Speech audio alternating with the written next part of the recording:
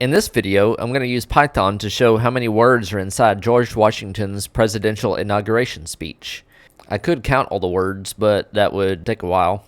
So what I can do is open the file. I called it presidentspeech.txt. You can open it just by putting open, then put .read that reads in the file. It will show something like this. If you just put open, it will show the speech itself. As you can see, it's quite a bit of words.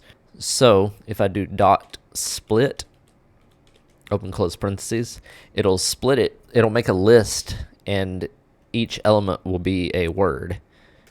So fellow is the first word, separated by comma is the next word, citizens, comma, of, comma, the, comma, Senate, and so on.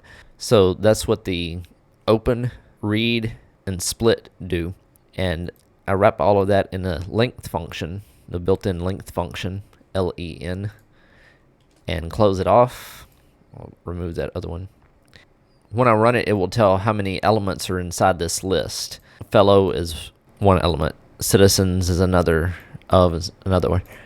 So that's what the length does. So I'm going to run it, and 1,431 words inside George Washington's inauguration speech. Thanks for watching. Please click like and subscribe. If you have any questions or comments, let me know. Thanks.